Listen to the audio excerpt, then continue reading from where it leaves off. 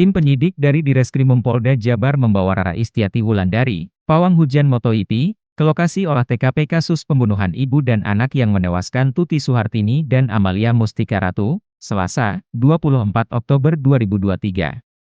Rara yang dikenal sebagai peramal tarot sebelumnya sudah beberapa kali hadir ke TKP untuk membantu mengungkap tabir kasus Subang. Rara dihadirkan di olah TKP kasus Subang di Jalan Cagak diduga diminta pihak kepolisian untuk membantu menerawang golok yang saat ini sedang dicari oleh puluhan penyidik di TKP. Pencarian barang bukti golok yang digunakan untuk menghabisi nyawa Tuti Suhartini dan Amalia Mustika Ratu tersebut hingga berita ini ditulis belum juga diketemukan. Polisi tak hanya membawa Rara Istiati Wulandari untuk menerawang keberadaan golok tersebut, tetapi juga membawa tim penjinak bom dengan menggunakan alat metal detektor untuk mengidentifikasi keberadaan golok dengan menyusuri semua TKP dari depan hingga belakang rumah. Hingga berita ini ditulis, olah TKP dan pencarian golok masih terus berlangsung. Ribuan warga juga masih memadati kawasan sekitaran TKP. Warga terlihat penasaran ingin melihat dari dekat olah TKP dan kedatangan pelaku. Pengakuan terbaru Danu itu diungkapkan anggota tim kuasa hukumnya, Ahid Syaroni. Pengakuan terbaru itu lagi-lagi menyeret nama Yosep Hidayah yang saat ini sudah menjadi tersangka.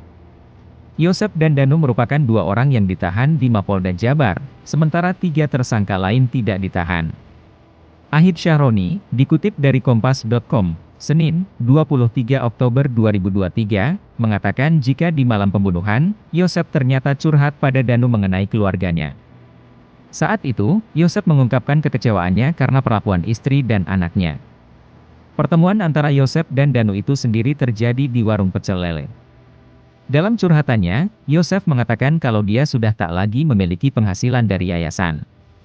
Selain itu, dia hanya mendapatkan uang jatah dari istrinya yang mengelola yayasan. Kata Ahid Syaroni, awalnya Danu tak menyadari alasan diajak Yosep ke warung pecel lele di tanggal 17 Agustus 2021. Jadi memang motifnya kami menduga adalah motif yayasan atau harta, ungkapnya. Danu menyebut Yosep memintanya untuk memberikan pelajaran pada anak dan istrinya. Karena memang niat awalnya Danu diajak begitu, dikasih instruksi itu kan pada tanggal 17 malam, Danu diminta tersangkai ini untuk memberikan pelajaran, bukan hal lebih untuk membunuh dan seterusnya, ujar kuasa hukum Danu, Ahid Syaroni, dikutip tribunjabar.id, Senin, 23 Oktober 2023. Danu tidak berpikiran bahwa pelajaran yang dimaksud adalah sejauh itu, membunuh korban. Baru setelah dari warung pecel lele itu, mereka meluncur ke tempat kejadian perkara yakni rumah yang ada di Jalan Cagak, Subang. Ahid menambahkan, sesampainya di TKP, Danu diminta oleh Yosep untuk menunggu di luar rumah korban. Danu juga mengaku mendengar sekaligus menyaksikan korban Amalia dianiaya sebelum akhirnya tewas.